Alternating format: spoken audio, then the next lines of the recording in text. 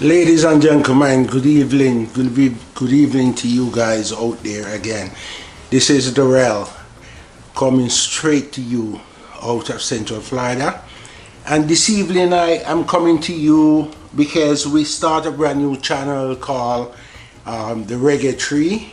And the main purpose of it is to discuss reggae and to bring reggae back to Jamaica.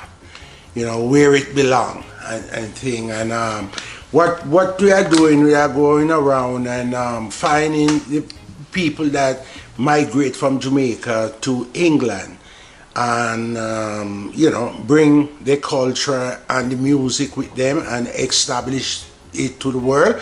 Whether you start yesterday or you start today, it's important. Long as you migrate, you know, to England, because England was the gateway for reggae music, and I want to find those people who are responsible for that, you know, whatever you contribute to that. And you know, this evening I have a friend of mine here, what I want to introduce to each and every one of you. He's a friend and he's a DJ, and he used to DJ over there in London, England, and he's here just to tell his story and his experience. It's not an interview, but it's just a chit chat, bridging to bridging and things like that. So I just want to welcome Brother LJ. Brother LJ, welcome. Thanks, man. Thanks. And that's your stage, you know, and things. So just let the people know when you migrate from Jamaica and you went to London, and what was going on at the time when you went. Yeah, nice to have my brother D. As I said, I immigrated to England 1972. I just turned 15 then, which was a culture shock. Yeah. Because when you leave Jamaica, you left Uri, you know, you leave Toots Centimeters, the Pioneer, the Greyhound, and you know, coming from school, you know, Duke box a punch out, you buy your bulla cake, and so when I went to England, it was a complete shock, you know. My mother would see this video. I will apologize to her because she went through 6 months of hell. You know, I want to go back home to my grandmother. You know what I'm saying? But as the music goes, don't forget Jamaica is very diverse when it comes to music. So the music that we was hearing in England, it was like the Petula Clark, the Cella Black, you know, the Andy Williams, you know, Tom Jones, Engelbert Humperdinck. So it wasn't that bad. What was missing was reggae music, because you tell people when I get there, as I said, I was 15-year-old. You never allow in a club until you're 21. Back in England. And then you have your parents all through I turn 18. You know, I still limited to 12 o'clock to come home. To come home. You know, so you can say, well, I start to turn a man at 21 plus. You know, so we used to hear of the sounds, and the first one you heard about, or you asked anyone that migrate to England, was Leigh Coxon, Sir Coxon. Leiden, you know, he is the foundation. Take reggae music from corner to corner in England, and then many other big sounds follow. So as soon as we grew up, and it was a pleasure. Like, you know, as I said, you turn 18. You know, you used to go and hear these guys in the park. You know, one of the reasons is this. I want to focus on the sound system, you know, because a lot of people don't talk about the sound system. You see a lot of interview with the artists themselves and things like that, but not a lot of interview with the people them who really responsible to establish reggae music throughout the world. You know, I know they never get up and say, boy, we can't reggae go England. They migrate there, and it's they culture, so they bring everything with them, and that's what we want to celebrate, and oh yeah, that's what, you know, I would love to know before I transition that reggae music is back in the hand of the people in Jamaica. But take on from there, then you have the big sounds. And we're talking about London now. You have, as you know, Safrona B, you get familiar with Safrona B. Right. King Tubby. Right. Neville the Enchanter. You have Quaker City from Birmingham. But this was just London. Right. We're speaking of. Right. It's sound music really that take reggae music underground. It wasn't radio, as a lot of people think it's radio. Right. Right. It's reggae music. You take from Derby, Birmingham, Liverpool, Manchester, Sheffield, Nottingham, Leeds, and these are where pockets of black folks, I wouldn't say Jamaican, but black folks, you know, sound system used to serve them. Right. So it wasn't just London alone, as everybody speak as if reggae music just in London. Reggae music is right across Europe, right? And it's as bigger today in England as it has ever been. Right now we have Luciano, we have Freddie McGregor touring in England, right? We have Saxon, who came up later, Saxon, big sounds, London sound, and big up Saxon, they having a reunion party down there in Lewisham, right? You have Graphic International, who came up and take reggae music, right? And a big shout out to the man, I don't know if he's still around with us, Steve Bernard. Steve Bernard is who? Steve Bernard is the first reggae DJ on the radio that took reggae music to the earwaves. Respect to you, Mr. Bernard. And there is all sort of a story surrounding why, you know, they got rid of him at Radio London, you know, but you know, we're not gonna go into that, you know, the politics, but you know, but later on, I've always bought music on our house party. We call it house party, and it used to be battle party, they call it. So I would say, boy, Dorrel, I'm gonna have a few friends around, so just take a bottle, right? So in those days, all you do, you take a bottle, and believe it or not, the way we used to do it, and so Father B will confirm to you, you're driving down the road and you hear some music, you pull up your car, you knock on the door, you welcome in. That's how we used to be in the days. Yes, man, yes. Right? Yes. And people used to enjoy themselves. No fight, no fuss. But this, you see what you just described there, this is and you know that is coming from Jamaica. Yeah. You know, this is how we used to live as a people. Exactly. We look out for each other, we lift each other up. We don't tear each other down, you know, and things like that, and practice this selfish behavior and things like that. And today, the way I see it, and with the music and things like that, it's like every man for themselves, you know. Well, it's a greed thing. It's a greed thing, and you know, when we come back to it, you know, I later joined TWJ, which was Trevor, Willie, and Joe, and you know, elder folks will remember Bali High on a Sunday evening. If you come from the country, that's where you're heading on a Sunday evening. It's Bali High in Stratham. You have Killer Joe. I mean, you know, he would kill you with music. And from there, and that was England. That was in England. Yeah, Stratham in South London. And then Trevor and them move on from the sound, and you know, they start their nightclub, Podium. A lot of people will familiar with Podium. That's where Maxi Priest really broke out. Is that Podium used to do many of sort of a little, you know, PA there, right?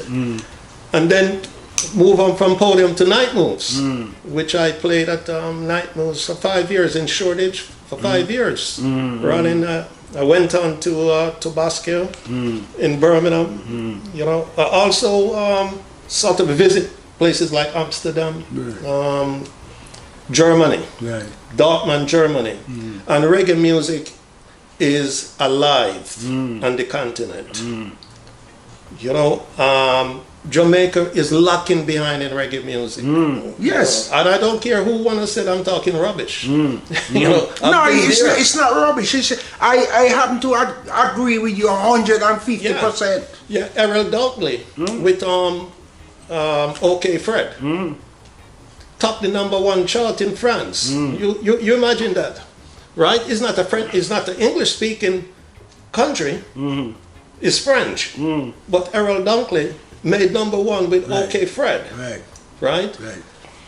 But we need, speaking of reggae music, there's two folks I'm gonna blame right now. It's the producer and promoter. Not all of them, some of them. Right? Because I have my experience wherein I turn up for Frankie Paul show, you know, may he rest in peace, in Nottingham years and years ago. And what time did Frankie Paul arrive to perform? 4 o'clock in the morning. Right, people was sort of drifting, you know, because the night is finished. Right. That's promoter fault. You cannot promote reggae music like that. No. Right? Now come to producers. You take Joe Gibbs. Right? You take King Tubby. You take Prince Jammy. You think, how many of these artists nowadays you think would pass an audition to cut the music in their studio? Very few. Very few. And this is what I'm talking about. The watering down reggae music that will not work. You know, reggae music is like a building that is, you know, it's like a statue. You get what I'm saying? It's our foundation. Man. And lack of DJ nowadays, because it's just one thing they know.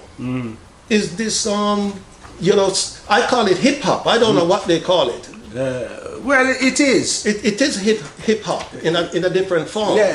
And tell me about reggaeton.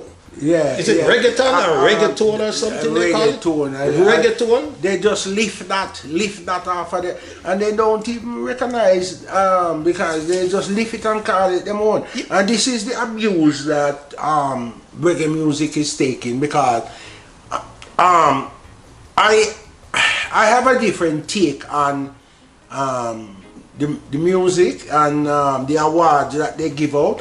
And since reggae founded in Jamaica, how many artists you know get some kind of award from America? How many of them? And I don't feel reggae music should up for no debate among non-Jamaicans. No, I don't think. Not at all. You know, nobody should, no foreigner should validate reggae music. Or they over there sitting down waiting to get awards from people who don't know nothing about reggae. Reggae music, you know, is not debatable. No. Full stop. Reggae music is, you take back in the days then when we're talking about sound system. Who was the biggest artist in sound system in England? It's Johnny Clark. Johnny Clark, huge and massive. Prince Jasgo, right? As simple as you see, and you wouldn't hear Johnny Clark music on the radio, you know, you wouldn't hear Sugar Booger Minor music, and those was this is what I'm saying. Those was the foundation. Those was who, when you play sound system, those was the sort of a music that you was getting. You wouldn't necessarily hear it on the radio. This is why I'm doing this chit chat, because and it's just confirm what I'm saying, that the people them who migrate from Jamaica and bring the music are them responsible for, and when on the reggae tree, like is the metaphor that I use, right? And you have leaves and root and thing, and I see a lot of people jump ahead and recognizing the leaves and not the root. You know, and I kind of have a problem with that, to be frank with you, because you know, without the root, the tree gone dead. You know, and you have to, if Jamaicans, I feel, have to embrace them culture, them music, them, because if you don't do that, and then others just gonna move in and take it away from you. And you have no complaints. Well, the voice got to get louder. And yeah. My issue with Jamaica is that you learn at Norman Manley in Kingston. Mm-hmm. You learn at Sangster in Montego Bay. Yeah. And what you hear is pop music. Yeah, hip hop. Right? And I will tell people now, without, you know, taking back my words, there's two things that tourists go to Jamaica for. Yes. They go to Jamaica for reggae music and to smoke weed. Yes. Right? Yeah. That is a fact. I have a lot of white friends. Yeah. Right? Yeah. The jerk. Man, they said I can't have it hot enough. Yeah. Right? Right. And I went to a friend the other day over there in Windermere, and he said to me, "What's happening, man? I go to Jamaica and I can't hear any reggae music." Yeah, but it's the same complaint all the while, everywhere you go. In Jamaica. Yeah, in Jamaica. I have my sister out there, and I spoke to her last week, and I was saying to her, and we was talking about music. She, you know, I'm into music, and she said, you know, I don't listen to the radio anymore, because she said, I'm fed up of the country music and the hip hop. Right. But I would love to know, what is it that they up for? What is it that they're racing for? No, just a minute. I would love to go in any one of them head and to find out what are they thinking, what they think, how they think it's going to benefit Jamaicans. I think reggae music go through phases, because when it took a dip, you know, around 1999, so forth, when reggae music take that little dip. You know, we have There Comes Morgan Heritage, right? And it's like reggae music come back alive, right? Berries. And then Berries is always there. Berries, Ken Booth, Delroy Wilson, those are foundation music. Dennis Brown. I won't even bother to talk about Dennis Brown. Yeah. You know, Dennis Brown is above every other artist in reggae music. Right? Okay, fair enough. Some people may disagree with me. Some people may say Bob Marley. But Dennis Brown catalog is huge. Yes, I know. Because it's from 11-year-old Dennis Brown be the performer. Right.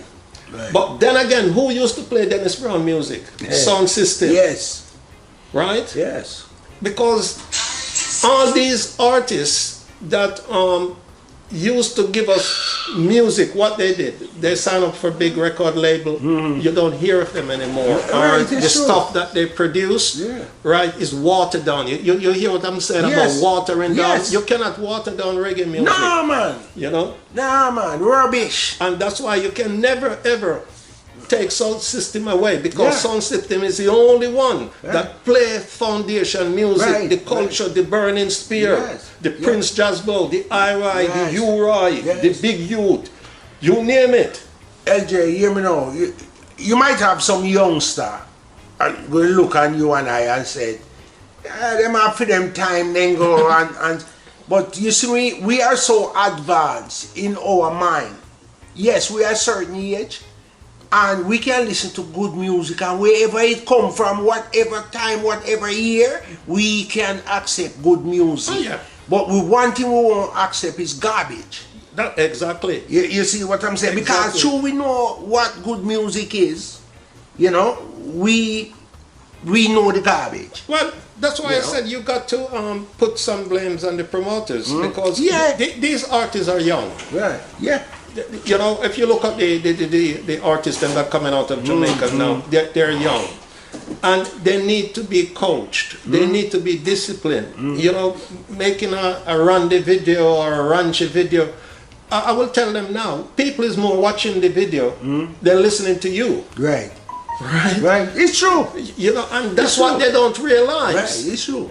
You know, so the producers has got to take this thing serious. Yeah. Because everything you do, of course, you do it for money. Right. Right. But then you got to invest to make the money. And it can't be the money alone. No. For the focus. Because if you just put the money up front, and that's what's going on now. That's the drive that you're going to have, you know, and you just drive after the money, and you forget about quality, you forget about to preserve, you just want to make money, you know, and a lot of these so-called producers and things, they exploit a lot of these little youth because they get them and they figure they don't know what are going on, and this is so well, they wrong. don't. You know? They don't know what's going on. And you see, this is so wrong.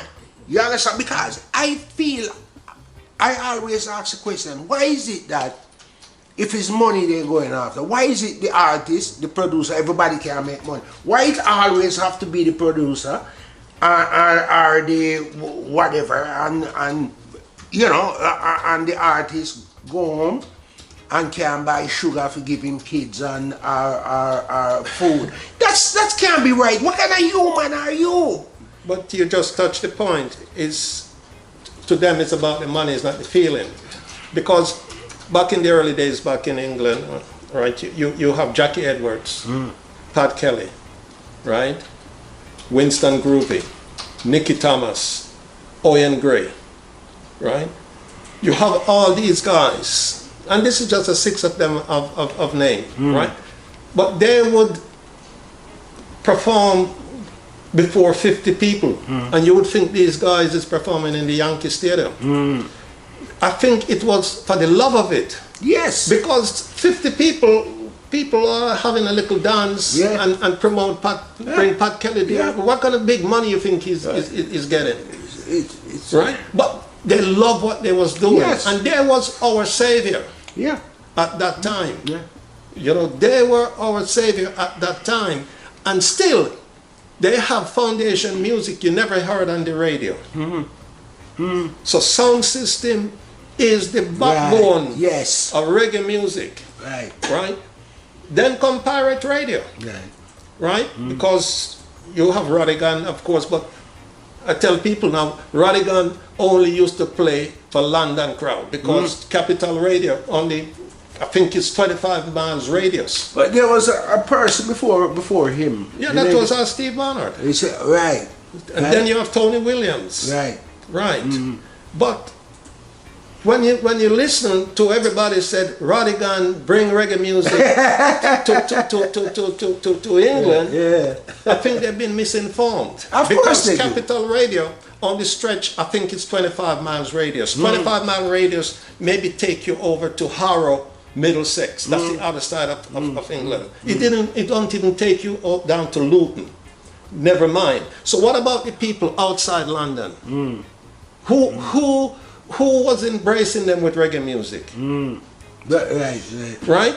But we're in man like Coxsone, all these big sounds. They used to travel throughout England. They have cups and everything and play reggae music. You know, Sugar Miner should be bigger than he is, but it's only Soundman was playing his music. You get what I'm saying?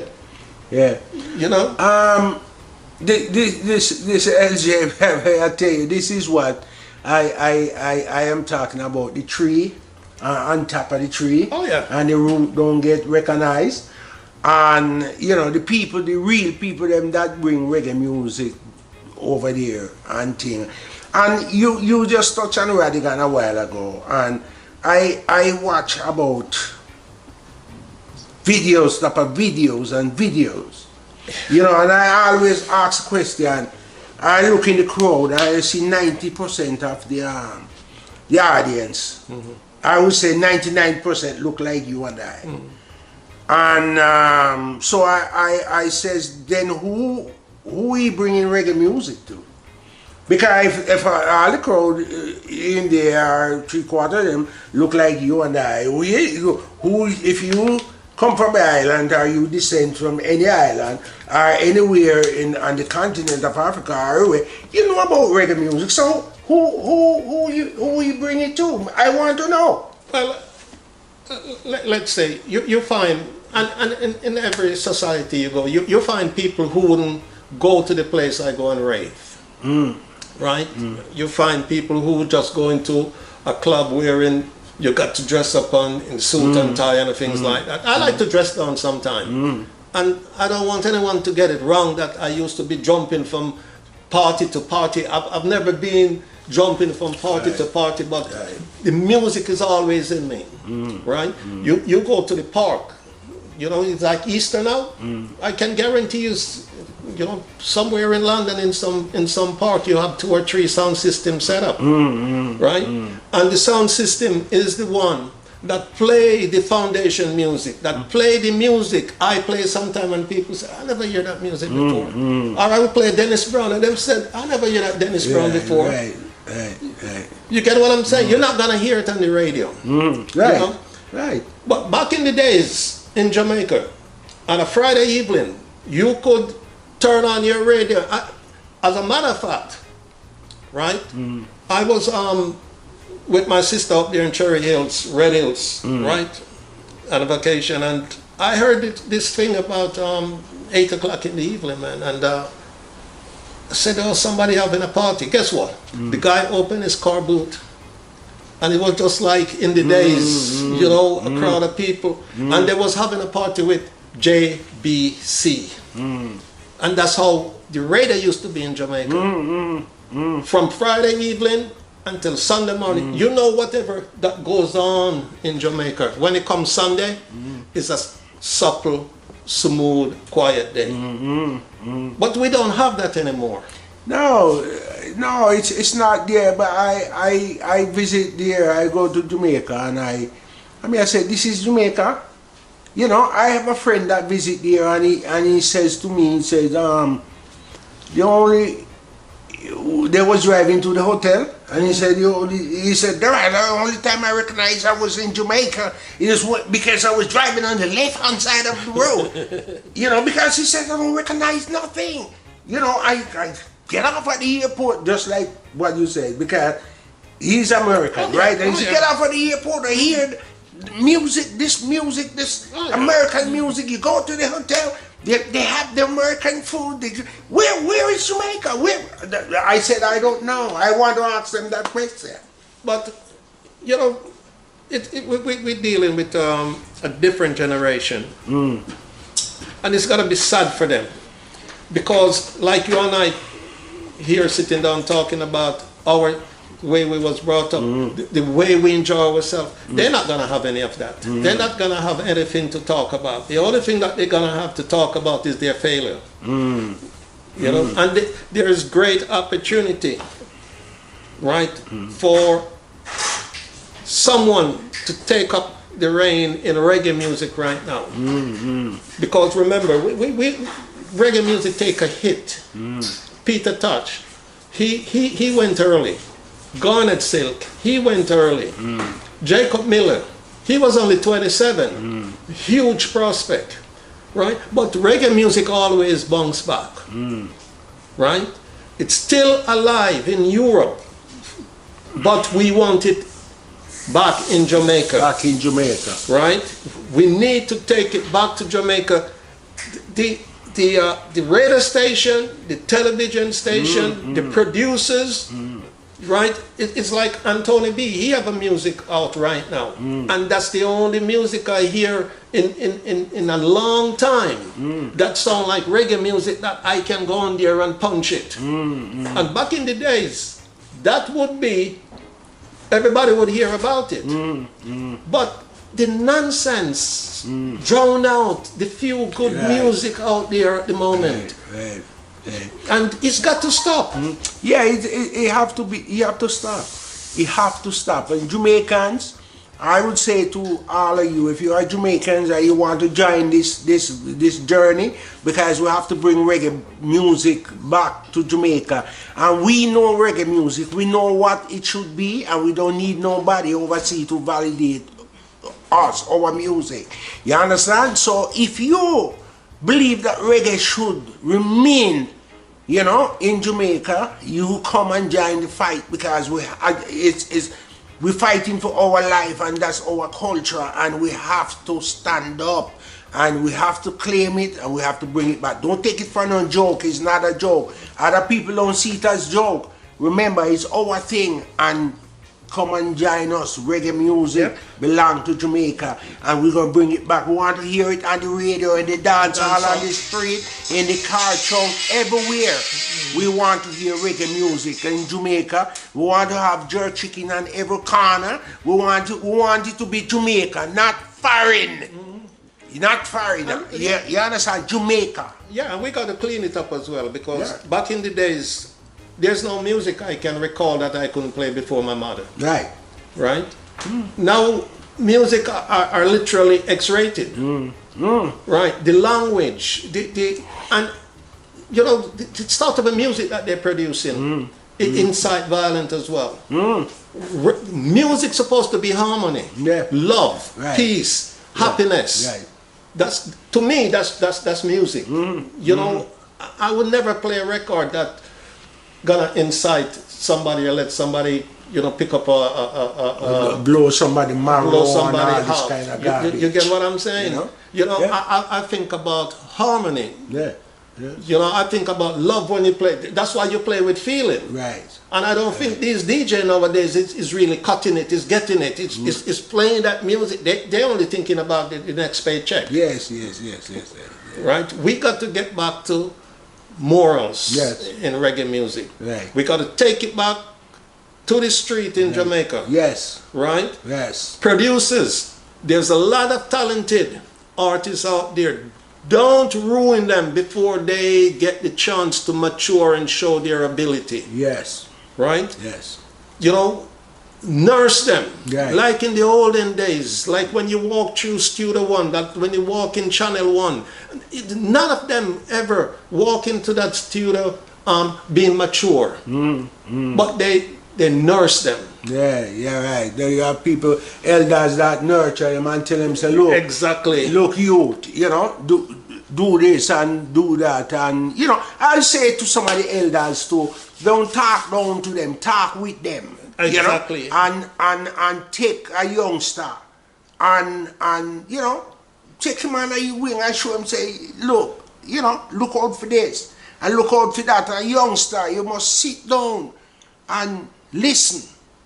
That's why Father gave us 2 ears and 1 mouth. Remember, I always use that. That means to listen twice and speak once. Oh yeah. Remember, youngster, you know, you must listen to some of the elders, because listen, we have to grab this thing, and we started here with this little channel, and you're going to see a whole bunch more videos on this, because this is our work, and this is what we're going to do. Reggae music belong in Jamaica, you know. And if reggae music is in Jamaica and somebody buy a ticket, they will come there and they're going to rent a car and they're going to drive from Montego Bay or Kingston, and everybody at the street side selling orange and the little vendor, everybody going to make money, and you know, recorder make down there, they're going to hire people to do it, and all of these things. So all this benefit, the whole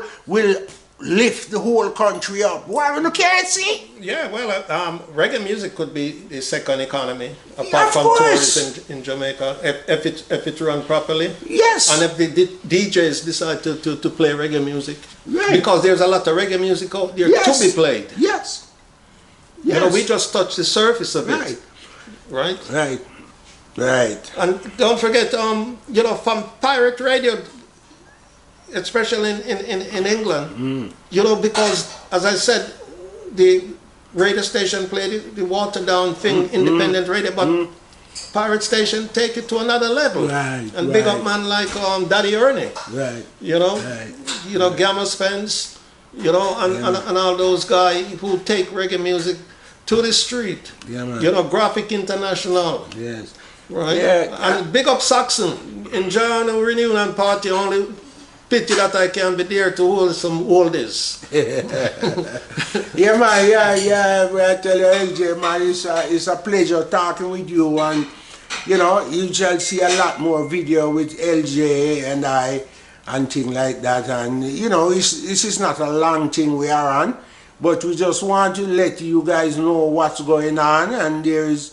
we are on the march for reggae music, and I hope you can join us, and I hope you can watch the video and see where we're going with this. And it's all of us together, not me or him or whatever, all of us together as Jamaican, and we're going to uplift each other. And it's not no money thing, you understand? We are joining hands together because it's slipping away from us. It's expression. Yes, yeah. And you know, I hope I'm looking forward to the next video, and you know, I hope you guys can go and watch it and subscribe to the video and things like that, and there is plenty more. Yep, because to come. And is there anybody in England you want to pick up? I would pick up all the people, everyone who used to Bali High, Night Moves, Limelight in Crystal Palace, All Nation over by South London, right? And there's lots more. Big up the Birmingham crew them, right? All the Tabasco crews who used to play there, Sheffield, you know. And as I said, England is right now the foundation of music, right? They're still cutting it over there, right? But we want to take it back to Jamaica, right? And I'm talking to Jamaica right now. We have a second economy just going to waste, all because we don't realize what we're sitting on. Wake up, bring back reggae music. Tourists want reggae music. Yes. I won't touch the other thing. That's up to the government. Right. But we are anticipating, because the old boys them now moving on. We need youngsters that we can reel about them, like when we used to hear about Marley and Spear and Culture and Gregory Isaac and Jump Up and Down. When we hear King Tubby drop a I-Rye. You get what I'm saying? Go on and take back. Music can get back there. But yes, you got to educate. You got to educate these youngsters. To say there's more than this little way you talk about. I don't even know what to call it music nowadays. You just have to, first of all, love it. First of all, you can see it as your personal piggy bank. You can be all of that. Oh yeah. But it can be one thing. You know, and know say your culture, you're strapped to it. And you know you have to nurse it, and you know that, you know, you have to all these producers, like I said, all these producers, them is the we exploit the youth. Oh yeah. You know, exploit all the youth, them and things like that, and when them done exploit them, they run come up and go live and try hide. And then you can't do that. You have to done that. All of that have to go. You know, take the youth them, teach them, because remember, you have kids, and whatever you do in this world, you are shaping it up for your children to live in. Whatever you do, your children will inherit it. So when you have these youth, treat them right. Make an investment, a good investment in their life. That guarantee your children will live safe and can able to might become and run a company around reggae music. You have to view it like this. Stop viewing it narrow. This narrow, selfish thinking that we have, drop it. It's destructive, and it's a behavior that a lot of us inherit from the farmer master. Drop it. throw it away. It don't work. Nonsense. Good night.